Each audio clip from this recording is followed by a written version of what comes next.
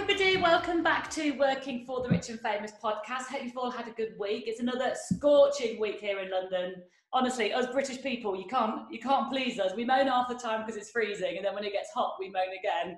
But it's mid-September and it's 30 degrees. It's lovely. Moving on, today we have got a New Yorker, someone who's been based in New York for a long time, working in the private sector in New York, but not from New York. So really interested to talk to Clara and find out where she came from, what her career was before she moved into the sector, how she got into the sector, and then what her life is like now, and what she can sort of recommend to others to have a similar career path to her. So really keen to sort of have a chat with Clara. So Clara, welcome to the podcast. How are you? Hi, Philippa. Good. How are you? Thank you for having me. Oh, no, welcome. No, thanks for coming on. No, I'm really well, thank you. We've been meaning to have our conversation about a few weeks now, haven't we? We had a conversation a few weeks ago, and then we've had this booked in for a while. So a long overdue chat between us, I think. Where should we start then? So why don't we start with today in a sense that let's start today in terms of talking about what COVID situation is like over there with you, and how has it affected your working life?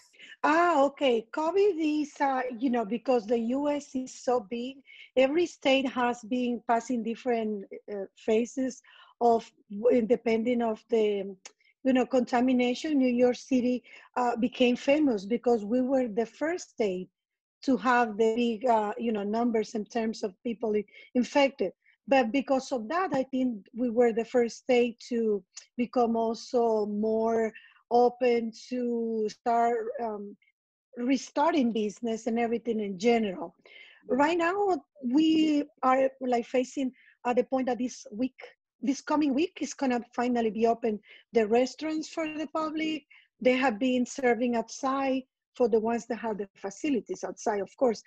But families has been affected because in New York has been big, the numbers of people losing their jobs, and the subway system has been, it was at some point complicated. But now, the city started to restart with everything. No Broadway shows yet, no theaters yet, and no cinemas. And the families, because some of them, they decided the kids to stay home. Most of the families also had staying outside New York, like Connecticut, New Jersey, and Pennsylvania, because it's where the country houses are located, like around New York. So this is basically, a new situation.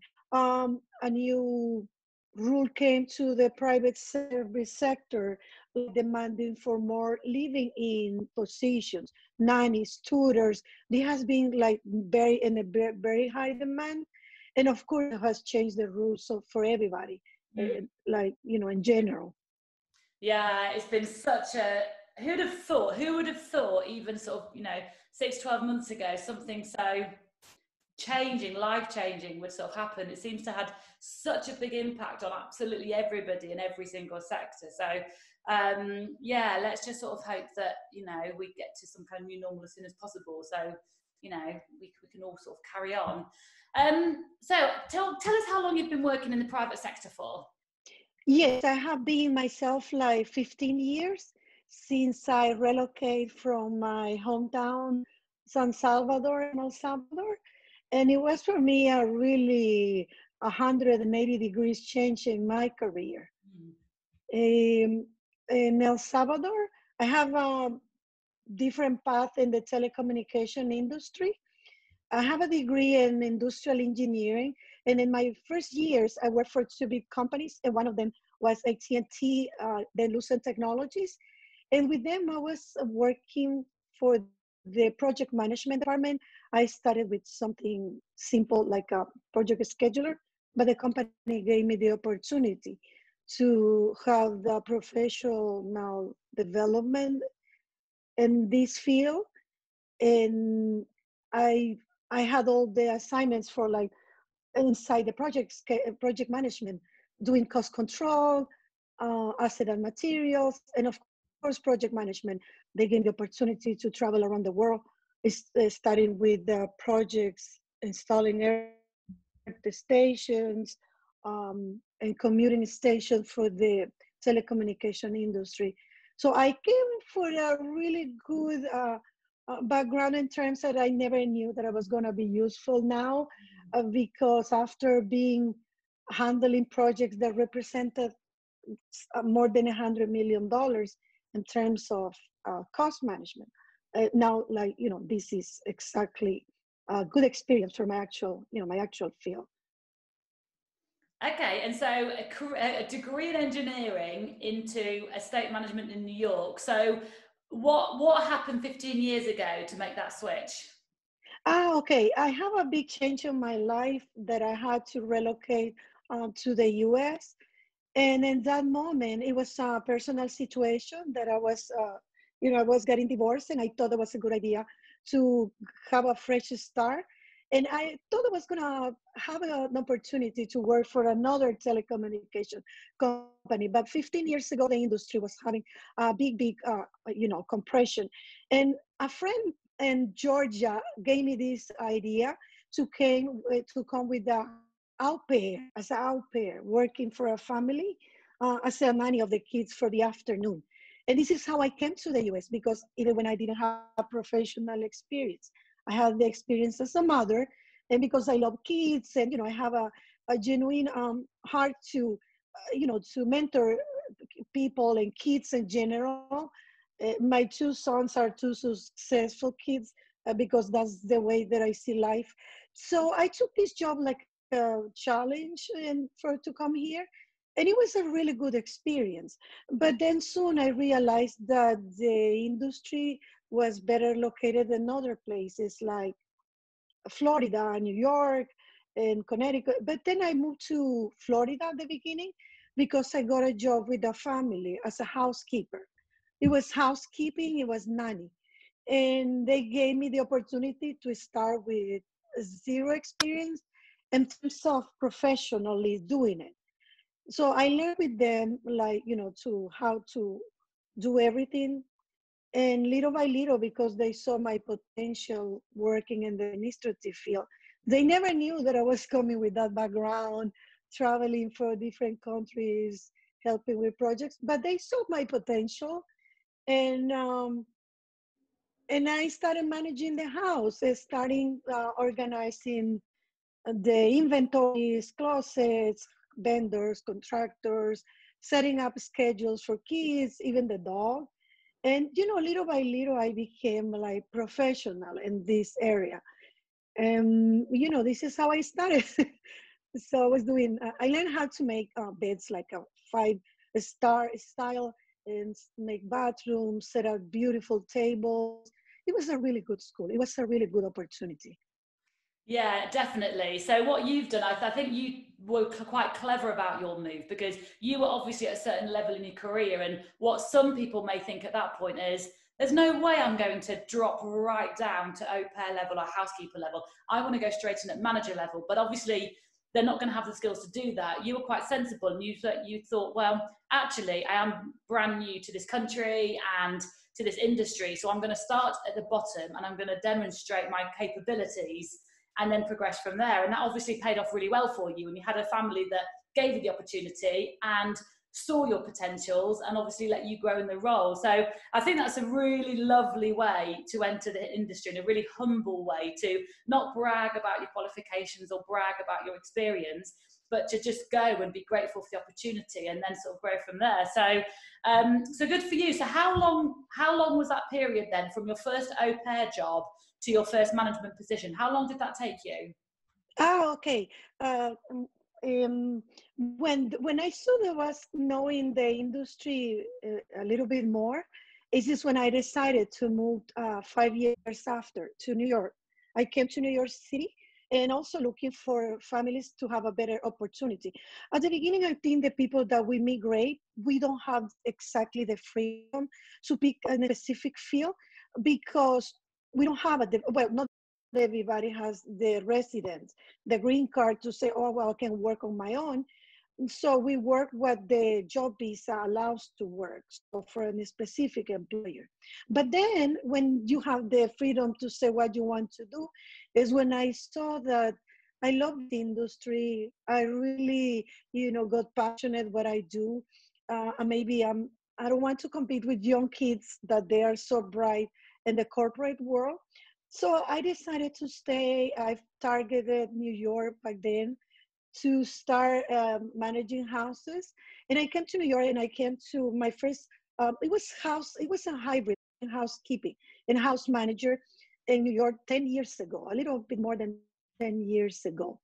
And, um, and then I realized there was like a big, like a big responsibilities, because it was not only one field that I was needing to be an expert. I was needing to be at some point a butler, of course not a professional, but preparing beautiful um, dinner parties, in charge of confirming the host, having the place beautiful, the menus, and all the organization around the house, having the human resources kind of with my staff under my supervision. So it started to be like I understood that I was needing to develop more extra skills that I had before, because the diversity is big. The hats to wear were like many to learn, and but it was a very good challenge. It was really good to understand this business at the beginning. Yeah. And so when you moved to New York, were you ever in a household working under somebody who could teach you, or did you have to self-learn all of this yourself? Well, actually, I had to go out on my own. My supervisor was the principal, the lady of the house. And I just put all my knowledge together. Even the same staff was telling me, oh, the lady likes this and that. And of course, all the administrative part was what she liked, what she wanted for her family. And I started to use more the hands-on skills that I had before, in terms of it was more formal. Like I was needing to serve tables and prepare everything in a more formal way. But basically, was 50% of my own, and the other 50 was for my principal. Honestly, I think one of the best skills you house managers and estate managers have is, if you don't know how to do something, you're very good at pretending you do and then going away and finding out how to do it. I think that's one of the biggest things. And I think people don't appreciate in the corporate world that skill, because they have such a big team to lean on normally. And if you're a senior management position in a house and the principal asks for something that you don't know anything about, it's just up to you. The answer is always yes. It's just up to you to go and figure out how to deliver it. You're there to bring solutions, and yeah, such a skill that you guys just have to have. I think it's just a natural skill you guys need to be able to. No, definitely. No, definitely. I never know how to do it. And then I was Googling, what is this? Where can I get these type of vendors for something that I never did a research of my life? But, you find everything in New York, like in London, because my actual principal is in London. You find everything. There is nothing. And we network of people doing the same in the same field. There is so many resources. You ask in the network and somebody respond, oh, I have this person that he did for me fantastically. So it's a really, really, really good. And so since you've been in New York, have you worked just for one employer for all the 10 years, or have you had multiple employers in that 10 years? Well, in 10 years, basically, I have three employers, and one of them was very long term. Because in the first job that I came to New York, it was a living in situation. And definitely it was maybe not for me, because my kids were teenagers back then, and it was complicated to keep a life, helping them. But kind of in tears, I have to say goodbye to them. And I found a position with a family that I spent almost 6 years, and it also was a great school for me. It was not yet and working with ultra high net worth families, but people with really high level in New York City, and they gave me, as I said, opportunity to learn even more things. Um, because in New York there are so many rules about the buildings and this and that. So really need to know the rules for the here's everybody needs a license. Everybody gets a ticket, even for simple things like the garbage on the street. It's not your fault. It's the tourists passing. They throw a garbage, then the owner of the property receive the fine for those things. So there are so little many rules and so in terms of the elevators inspections. The because here is it's a old city. This is 100 years old city, maybe not like similar to Europe, but the rules are complicated to complete correctly because the tourists they don't help and they're around all the time. They throw garbage in the property, they spill things, they open your own garbage because this is a situation that makes sometimes out of control. Over there something happened when you come in the morning, nobody nobody expects something, but it was interesting to work for them, and as I said, one day came big opportunity to work for a ultra high net worth family, and I couldn't say no, even when I was so attached to this lovely family. Again, I said goodbye in tears. They gave me like a dinner to thanks for the years that I was working for them, but I wanted to grow in this field, and like everybody. Yeah. Yeah, of course. And I think it's always good to move on. There's definitely something to be said for staying in a role for a very long time, but equally, I think there are negatives to that as well. And I think if you stay in a role for a very, very long time, it means that you're unable to grow unless the role changes itself. So I think it's very normal to do a good stint and then sort of move on to a new challenge. So tell us about where's your career today? So what would you say your current job title is, and what would you say you're normally responsible for in a role today? Oh, okay. Yes. Right now, I'm a house manager and personal assistant for a high net worth family. And this is, in the beginning, there were two properties. Now there are three. Two are located in London. And eventually I had to be traveling. I have been traveling to London, which I love it. I didn't have the time to visit the museums yet, but I love it. And basically my location, I'm based in New York City, and remotely I do everything for my principals. I manage the staff, the chef, housekeeper, laundress, driver, and remotely I do the same. I went there my first month working for these people to set up the books, the manuals with all the information with their accounts, and making physical contact with vendors, providers, meeting them, contractors, setting up, everything around the house, alarms, insurance, meeting locally. The company was gonna do that. So right now I'm in charge, and like any state house manager, everything around the property, events, uh, small dinners, family dinners, or big events. I'm in charge of the house inventories around the house, um, art, jewelry, everything that the principals can have. And of course, I manage the personnel. I like to have great connection with people that work for me because I identify myself. I was a housekeeper at some point of my life. And I like to mentor them because I understand that people sometimes they get these jobs as a way to have an income. But I like them to feel that this is not another job. Like, this is a career that somebody can grow and can learn. Like, definitely there is people that likes this and have the passion to learn something else. So I take that part. I like because I'm somebody that works with technology and on everything. So I like to implement modern things like they sign in every day with the fingerprints. I install those systems myself because I'm good with technology, installing routers and software and things like that. So I do that to make it simple and less micromanagement. So people likes it because I'm not on top of anybody. So I do the staff management about everything related to them. I hire.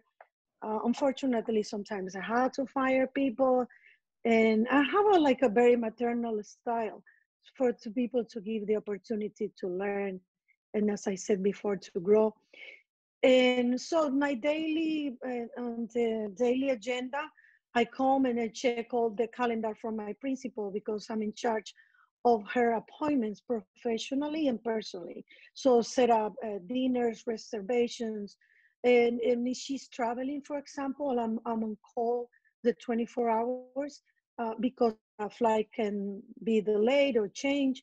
I had to be on top of whatever needs to be changed, changing the chauffeur to notify that the flight is late, the hotel, if I need to extend one night. So everything comes like, there is nothing routine that I can say on the agenda, because sometimes I come with the idea that I want to work all day with the contractor reviewing a contract, and I had to cancel it because my principal has an emergency that needs to book something or cancel something.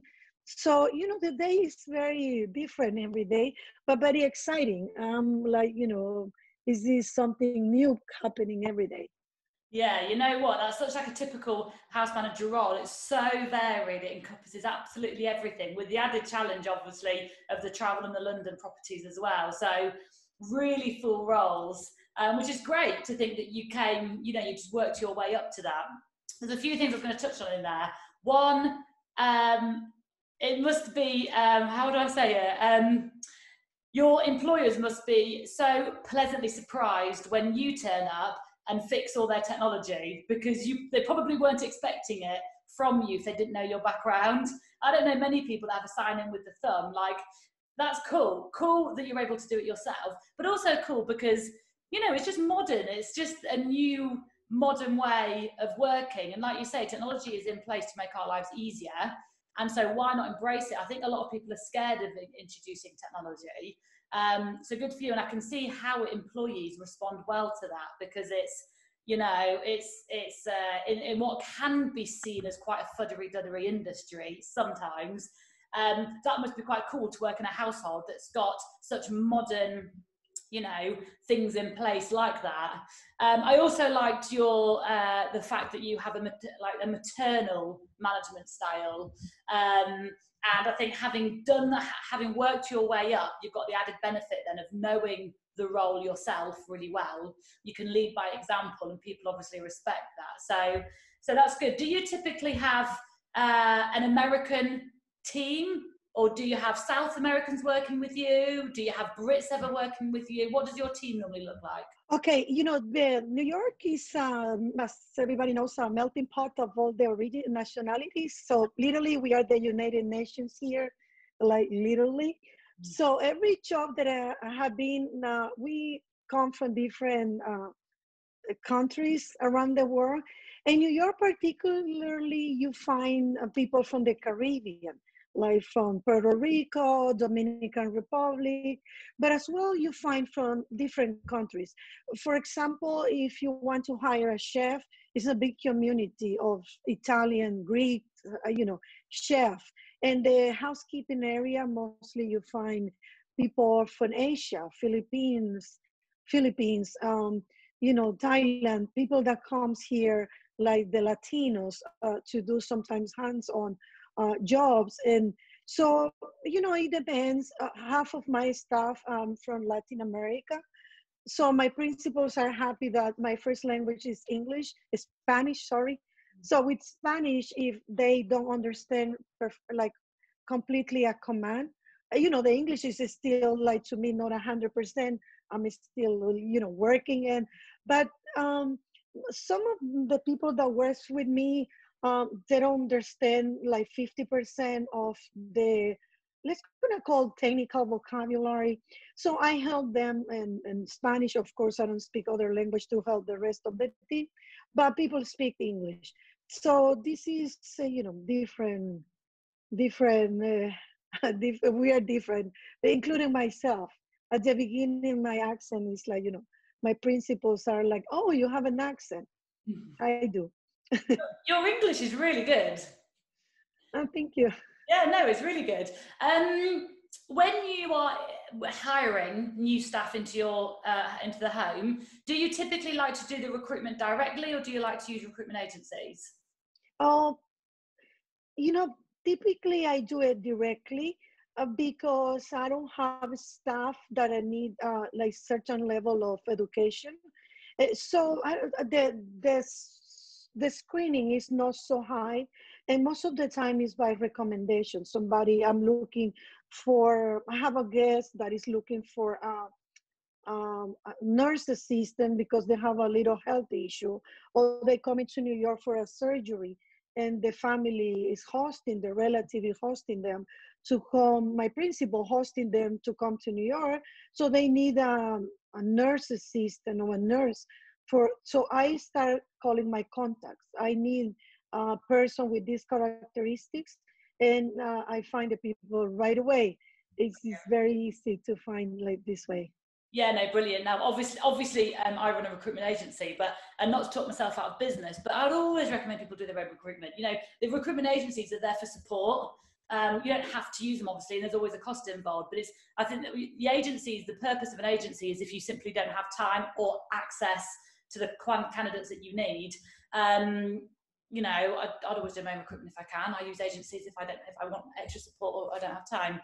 So what is it, when you're hiring new staff then, what is it you're looking for? Do you need people who've worked in homes before, or do you happy to take people who are brand new to the industry? What's your view? Oh, well, no, definitely I like people with experience in the industry, especially, besides of a great resume, I like to hire people that has a extremely good recommendations, Yeah. no recommendation letters, because the letters sometimes can say fantastic things, and yes, 90% of the time they're accurate, but the principals are so much in love with their previous former employees that the contacting them is not like not difficult to get reference, real reference.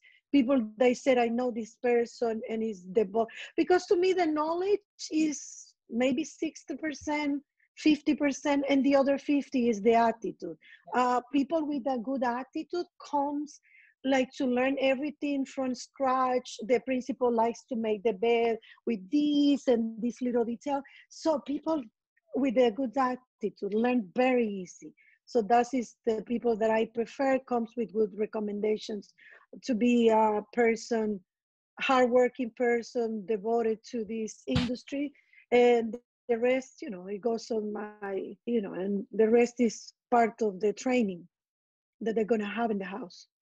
Yeah, I look at it very similarly as well. When I'm recruiting for myself, a huge part of what I'm looking for is the personality and the attitude, and if they're going to fit, and if I'm going to be able to sort of train them. So I agree. Also, references. For those people listening, don't fake your references. So people think that, like, I don't think people realise how often it can happen. And like you were saying, 90% of written references are true and accurate, which is great. I've certainly read references that the candidates have written themselves. And when I call the number on it, I'm obviously talking to their mate or their sister. And you very quickly have the conversation ended. They'll be like, oh, I'm in a tunnel, put the phone down. It's bonkers. It's bonkers. So, and I've also worked with people who don't even check references, which is just bananas. So, I think references are really, really important.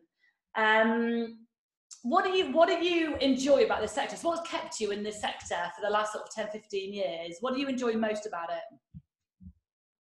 This sector is to me really, really exciting in terms of the opportunities that, and as in general, we have like to come across different people's situations that working in another industry will never happen.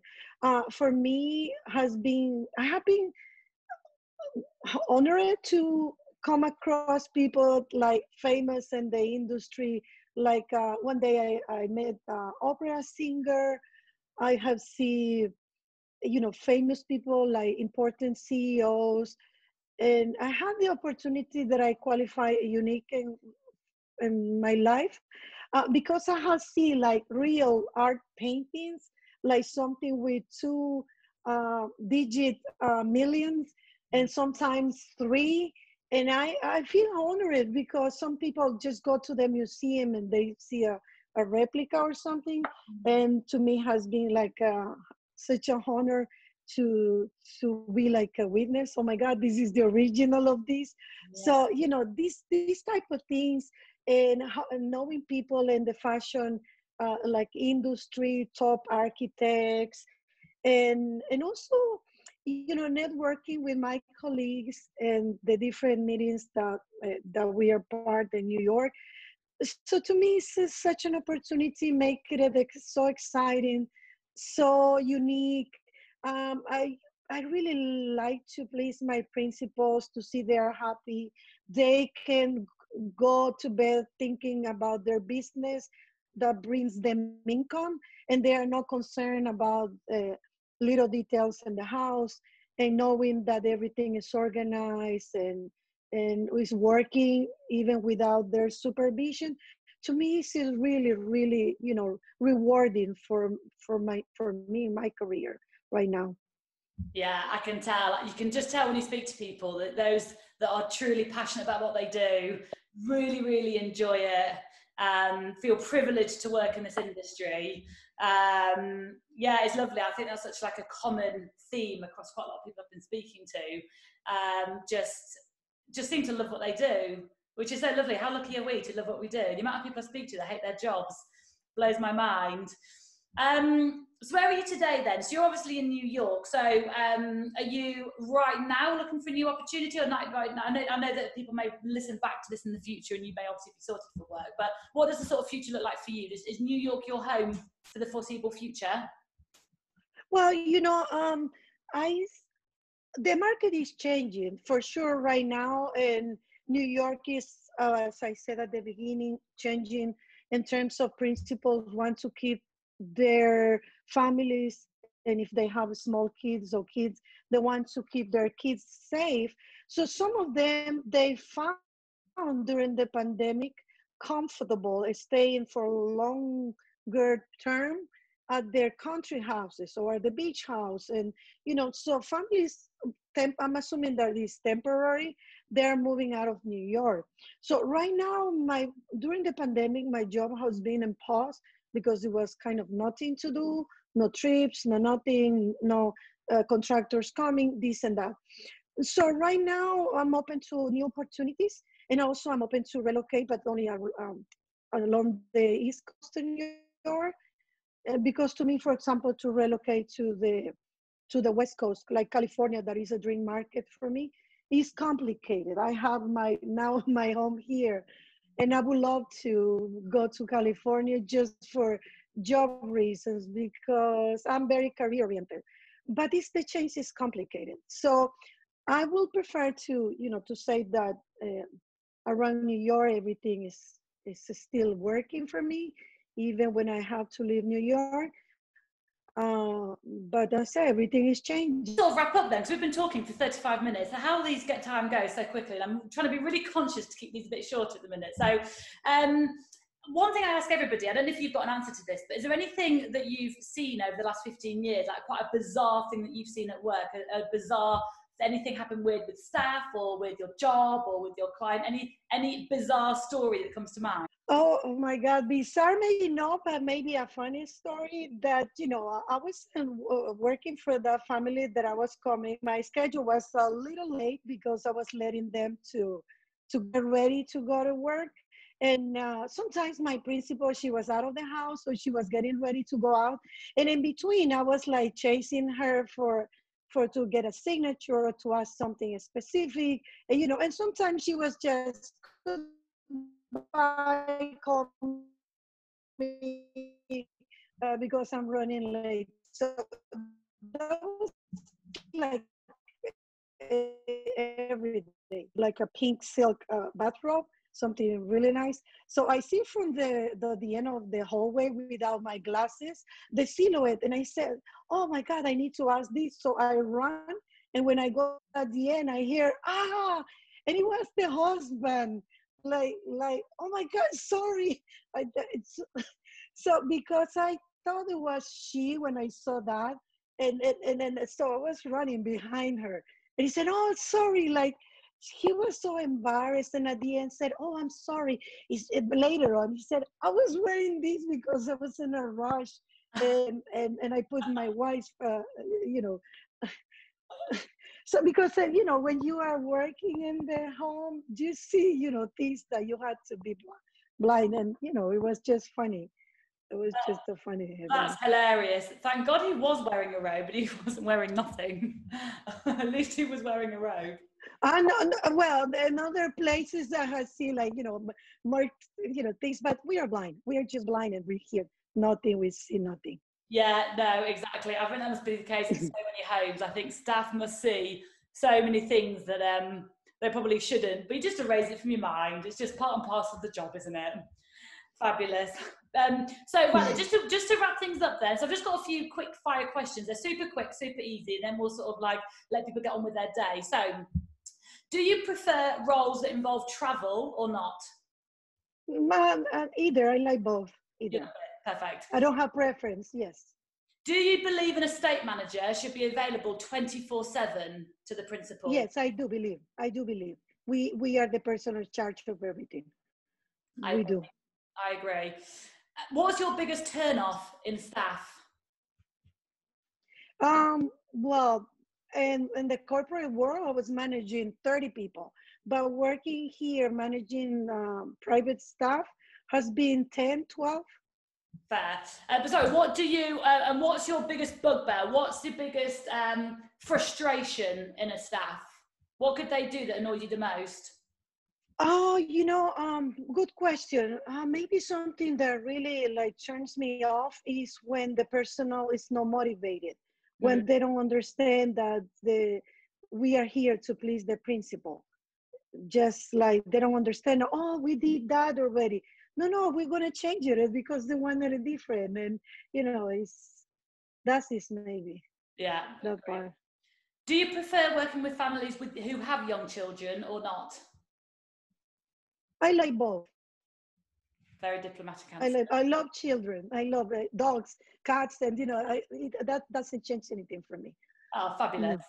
And I think some people love it because they love the dynamic within a house when there's a lot going on with children and animals. There are other people that just prefer the quiet household with the adults. So I can see both.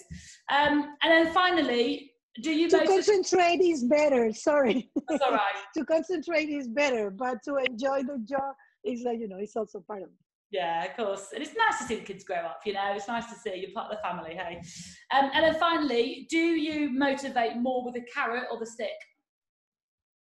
If I motivate, excuse me. Hopefully you understand, it's the English phrase. Do you motivate more using a carrot or a stick? Do you understand the phrase? No. Okay, well, let me explain. I don't know how many Americans listening. So in England, we talk about motivating with the carrot or the stick, as in, is your management style more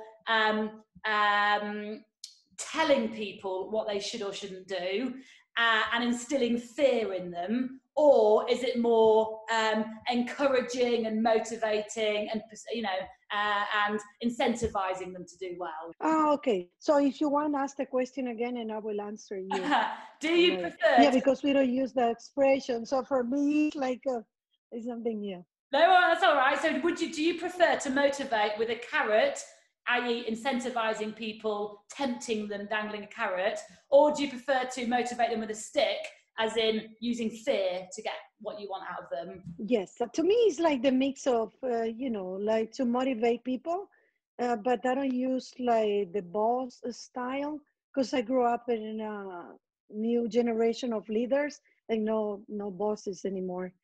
So I lead by example, and I motivate them with the rewards as a personal development and this, you know, with the principle. Yeah, I agree. I think by the sounds of it, speaking with you, the way you sort of mentor people and the way you sort of talk about how maternal you are with people, I definitely probably can imagine you motivating with the carrot rather than the stick. I'm definitely motivated with the carrot than the stick as well. I don't understand. If you motivate with the stick, I don't want people to do things because I've told them to do them. I want them to do things because they want to do them. You know, so I'd rather create an environment where everybody wants to do what they do rather than they do it just because I told them. So I personally think motivating with the carrot is more effective as well, which is just. Oh, so because the stick is like the old school parents, like the old school that they were with the stick behind. Oh, now I understand. Like. Well, there we are. You've learned a new phrase now to take back to work. There's a few things I didn't know. No, big time. Thank you. I learned something new. There you are. Well, look, thank you very much for your time. We managed to do a little bit shorter than normal, but still longer than I always plan. But really useful to have spoken to you. Very nice to hear your story. I don't think I've spoken to anybody that had a degree in engineering and then went into being au pair and developed their career from there. So I think that's really, really inspiring. And I think it's also really interesting for house managers to hear, you know, what your role involves over in New York. There are challenges that you have that we don't have, like the fines for the garbage, etc. So really useful to have a different perspective on the role of house manager, estate manager. So thank you so much for coming on. So that's a wrap for this week, everybody. If you would like to come and be a guest, please come and email me at Philippa, PHILIPPA, at silverswanrecruitment.com. Come and tell your story. If you are looking for work, it can be a good platform to put yourself out there as well. If you are enjoying what you hear, please can you make sure you tune in every week? Hopefully you do. What I'd also like to ask you to do is if you listen on Apple Podcast, you're able to scroll down to the bottom of the episode listings and you're able to rate and leave a review. I've never asked people to do this before, but if you do like what you hear, I'd absolutely love for you to rate and leave a review. That really helps the podcast, helps our visibility really on the podcast app. So please definitely come and like. Please come and visit our website if you're looking for work. If you want to be a guest, please get in touch. So thank you very much. Cheers, Clara, and I'll see you all next week. Bye.